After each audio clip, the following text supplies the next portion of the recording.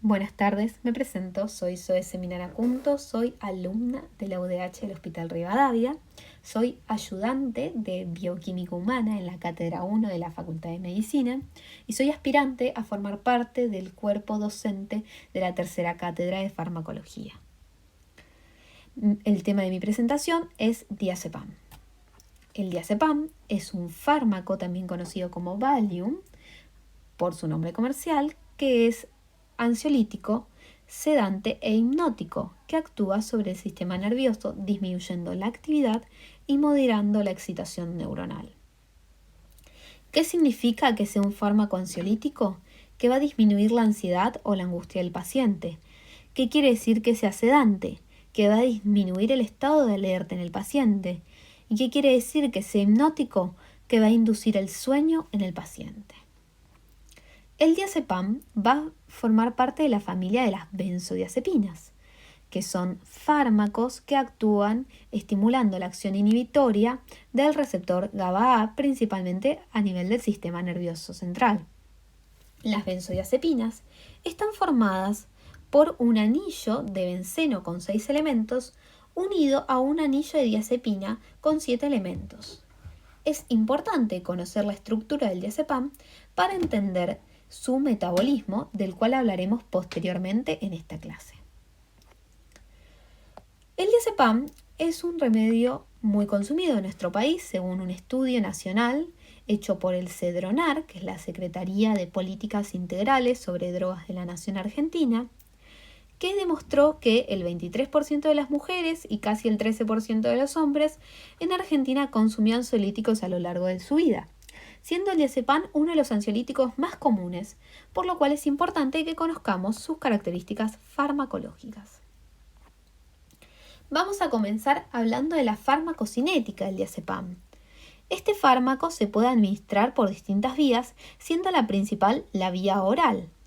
También puede administrarse por vía intravenosa, intramuscular y rectal. Se caracteriza por ser un fármaco muy liposoluble, por lo cual se absorbe de manera completa y tiene una alta unión de proteínas, cerca del 99%. Es captado rápidamente por el cerebro, donde tiene una alta biodisponibilidad, y por otros órganos bien perfundidos, lo que es seguido por una fase de redistribución dentro de tejidos que son menos perfundidos, como músculo y grasa. El diazepam, además, por ser muy liposoluble, atraviesa la barrera placentaria, y este es un concepto que vamos a retomar más adelante en la clase cuando hablemos de las reacciones adversas. Continuamos con el metabolismo y la eliminación de este fármaco. El metabolismo ocurre a nivel hepático a través de 3 fases. En la primera fase va a haber una modificación o eliminación del sustituyente del anillo de diazepina, que es una reacción de desmetilización, que va a formar un compuesto denominado nordazepam o desmetildiazepam, que es un compuesto activo con una vida media muy larga. En la segunda fase del metabolismo va a haber una reacción de hidroxilación en la posición 3 del anillo de diazepina, formando un derivado activo denominado oxazepam. Y en la tercera y última fase del metabolismo, el oxazepam se va a conjugar con ácido glucurónico, formando un metabolito inactivo que se elimina por vía renal en la orina. Vamos a continuar hablando de la farmacodinamia. El diazepam es una benzodiazepina de acción prolongada. Todas las benzodiazepinas van a actuar promoviendo la unión del neurotransmisor principal inhibitorio, que es el GABA, al receptor GABA-A. El receptor GABA-A es un receptor inhibitorio del sistema nervioso central. Es un receptor ionotrópico permeable al cloro que, cuando es activado por su ligando, el GABA, se va a abrir y va a ingresar cloro al interior de la membrana postsináptica, produciendo hiperpolarización. ¿Cómo va a actuar el diazepam? Bueno, el diazepam es un modulador alostérico de la función del receptor GABA-A, que va a actuar en un sitio de afinidad distinto al del GABA, incrementando la afinidad del receptor GABA-A por el GABA, lo que produce un aumento de las corrientes de cloro inducidas por el GABA. En ausencia de GABA, el diazepam no va a tener efectos sobre la función de este receptor. ¿Y cuáles son las acciones que va a producir el diazepam? La acción farmacológica va a ser dependiente de la dosis, ya que según la concentración plasmática, el efecto farmacológico va a ser distinto. La ansiolisis se presenta con dosis bajas. La sedación va a ocurrir con dosis más altas y la hipnosis con dosis aún más altas. Y es importante que tengan en claro este concepto para saber el uso terapéutico que uno quiere darle al fármaco y la dosis que uno va a prescribir al paciente. Otras acciones son, a nivel del sistema nervioso, estupor, relajación muscular, amnesia anterógrada, efecto anticonvulsivo. A nivel del aparato respiratorio, las dosis normales de benzodiazepina no tienen efectos en sujetos normales, pero a dosis más altas reducen la ventilación alveolar causando acidosis respiratoria.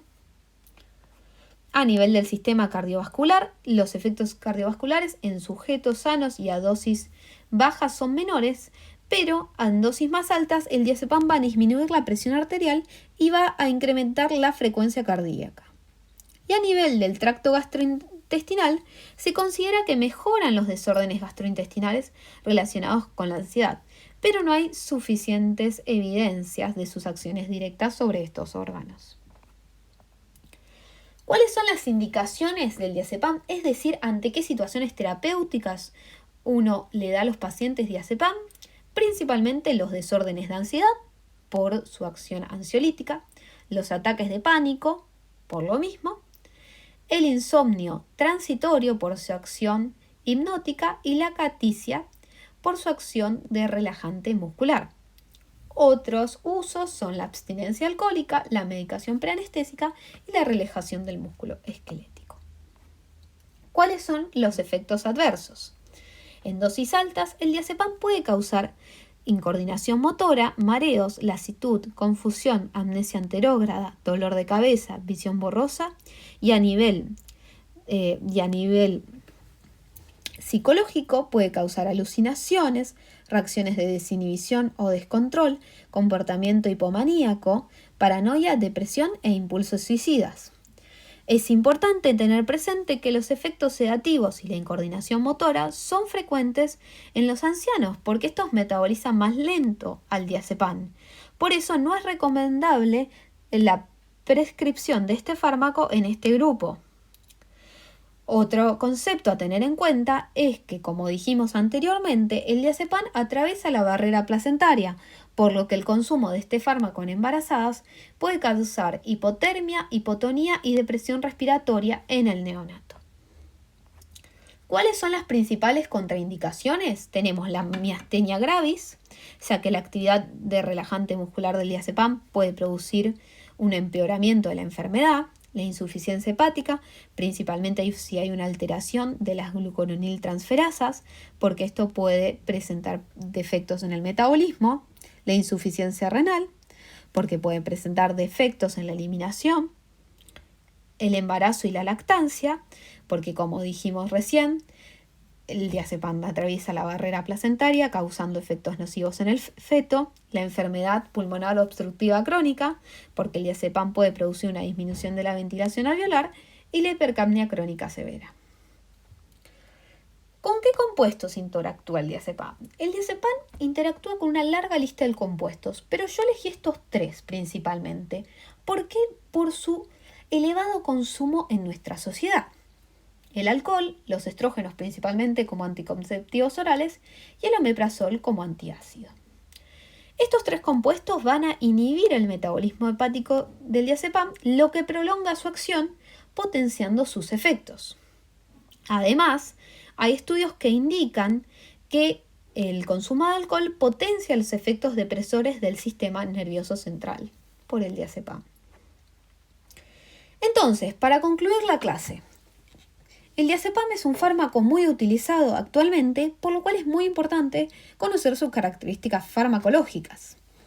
Si bien tiene un buen perfil de seguridad, siempre hay que tener en cuenta sus reacciones adversas, principalmente en ancianos y en embarazadas, donde su uso es desaconsejable, Y es importante conocer e informar al paciente de los compuestos que interfieren en su metabolismo, porque como acabamos de ver, son compuestos muy consumidos hoy en día.